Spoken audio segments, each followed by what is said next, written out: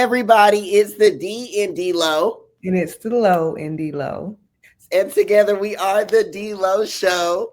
And we're so excited to give you guys this special segment of the Delo Show in preparation for a really dope and really big event in the women's college basketball space. Monday will mark the inaugural kickoff of the Coretta Scott King Classic.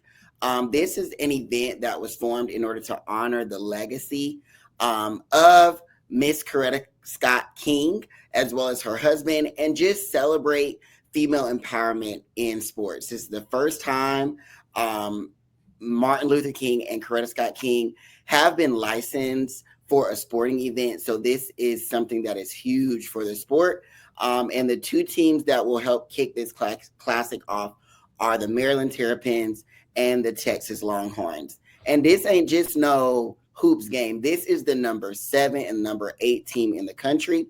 They'll be playing at the Prudential Center in Newark, New Jersey on this Monday at 5:30 p.m. So I hope you guys are locked in and ready for it. But D-Lo wanted to give y'all a little analysis. So I am going to be going for Maryland, and Lo is going to be going for Texas. And we're going to I see. am an SEC girly. Duh. And we're going to see who is the best. Like what conference wins, what matchup wins, and what players are going to turn up for a little Black history. First, it just throws a wrench if Bree McDaniel is not playing. It does. I hope. We don't know anything yet, but we haven't heard anything yet, which makes me a little nervous. I don't. By the time this is posted, though, I don't know. But if she's not playing, that just throws such a wrench in it for me.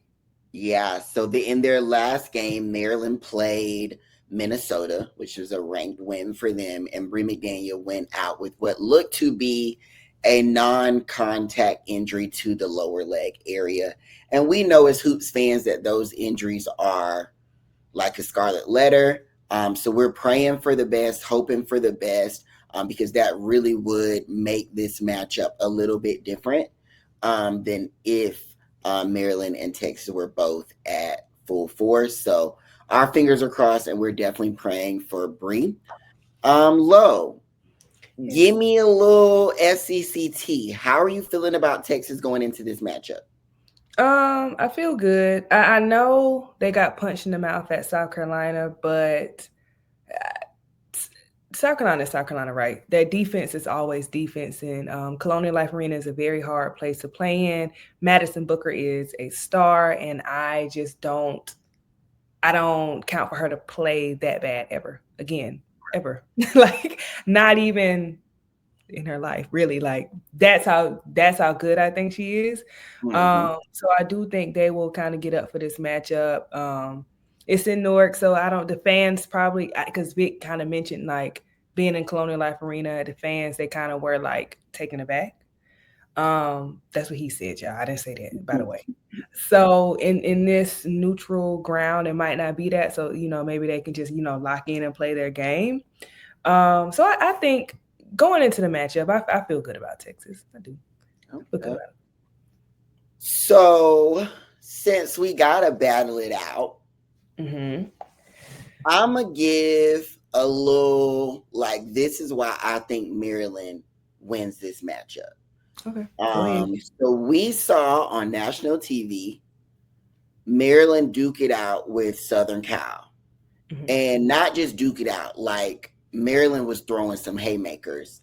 And one of the leading players was Cheyenne Sellers. And if you follow women's college basketball, Cheyenne has always been a player with talent, but we've always been waiting for her to be that X factor. And I think she is slowly working her way into X factor type territory. Like that was a game where it's like, if you were looking at your draft boards and didn't have her in the first round, reconsider. So if we get that type of Cheyenne Sellers in this matchup, that could spell trouble for Texas. One, because I think Texas typically can get off with their Maddie matchup. But Maryland can try it out. Smichael who's their leading scorer, Cheyenne Sellers, and then a litany of guards that know how to defend. Now, without Bree McDaniels, that changes it. But all of their players can get it on both ends, in my opinion. Like Maryland's one of those teams similar to South Carolina, similar to UCLA, where they do have their leading scorers, but any game, it can be anybody. Right. And they've got, even though they're technically undersized, Sailor Poffenbarger is the best rebounder in the country, pound for pound. That is the white Angel Reese. It does not matter. But can I throw my counterpoint? Yes, we might have those litany of guards, but baby, I know that Sailor's a good rebounder, right? Mm-hmm. But Miss 6'6" with a 16 wingspan, I'm sorry, no. No, Like they have while Maryland has a litany of guards, Texas has a litany of bigs, they and do. they're coming. They're coming now. They do. If they start a foul trouble, I think because to me Sailor is really good, but I don't. They're just big, right? You got Taylor Jones who starts, and I don't think who are Maryland's bigs that are really going to challenge her just being big, just being like super. You know what I mean? Like I feel like when against the South Carolina, you had a Joyce thought there who's super, super mobile and can get to the rack. You had a Sanaya who, rose from the ashes. You know what I mean? I don't know if Maryland has enough people to say to go at Taylor to sit her down, to go at Aaliyah to sit her down. Because Aaliyah is not a bad rebounder. She balls to the walls. And you got Oldacre who comes in, who's just big as hell. And then you got Taylor Jones. So do I think those bigs are super, super, super, super talented? Maybe not, but they're super, super, super, super big. They're huge. So a famous, a famous quote from a few years ago. Mm-hmm. Going into a big matchup, Mm-hmm. Maryland's coach said, "They might be bigger than us, but we're in better shape than them." And that day she lied, right? but but in this matchup, It could work. Linda could be right. Okay. I know And the you reason I say that because I didn't mention a very important player for Maryland. Christina Dawsey mm-hmm. was there pour to win. Like we've seen Maryland for the last 3 years or since Angel come into games with 5 guards on the court. Mm-hmm. Although Dawsey is not 6'4", 6'5", she is a long and athletic 6'2", I would say 6'3".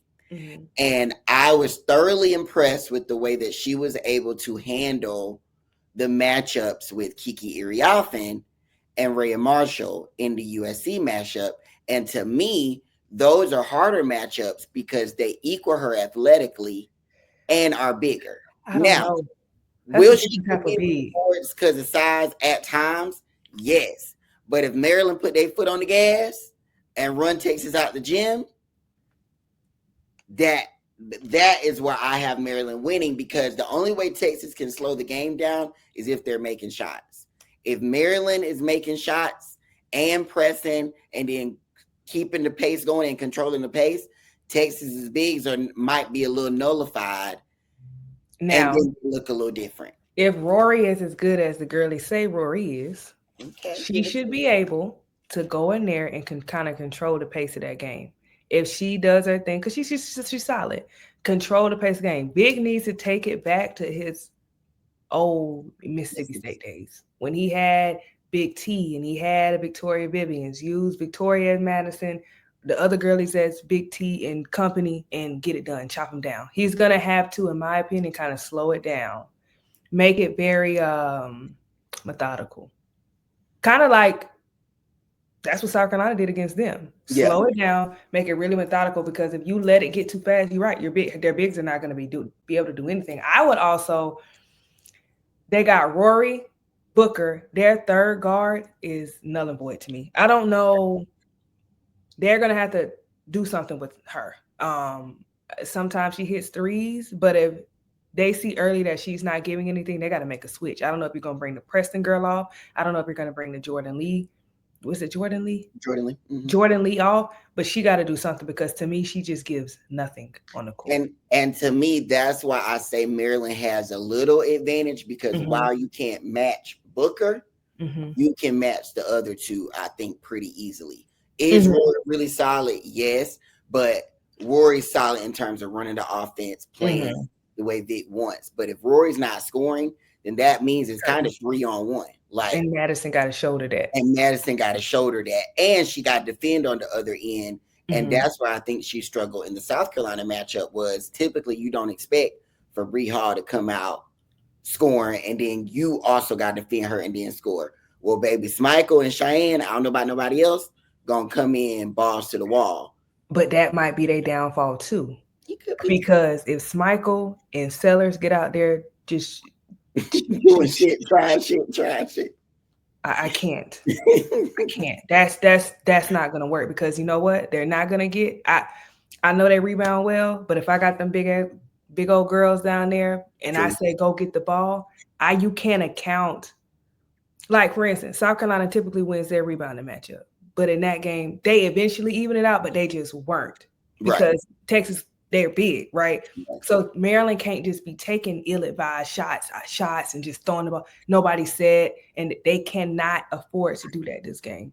So if Texas can control the pace and play good enough defense to make them take bad shots, they can do a little something, I think.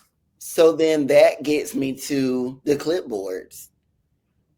Brenda's clipboard versus Vic's clipboard.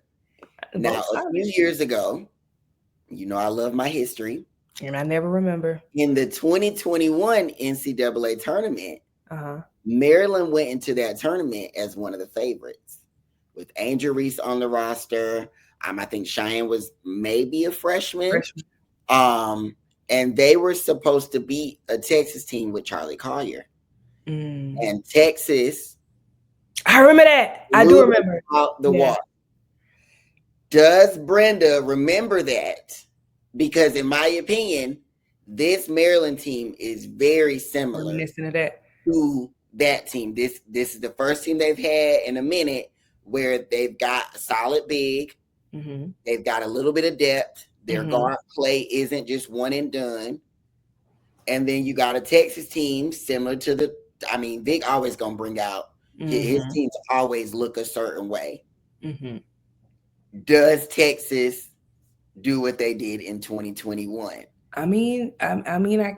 They have to control it. Yeah. They have to play by the game plan and they have to control the pace. I think if they control the pace, control the boards,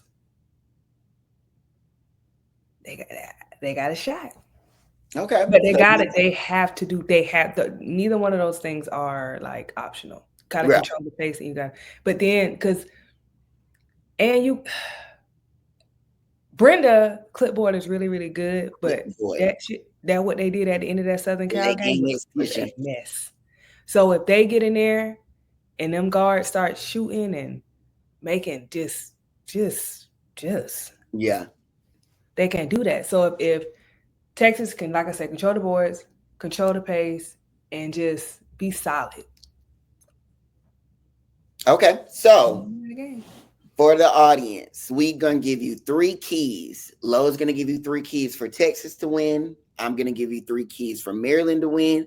And then you're going to hit our comments with a turtle or a hat.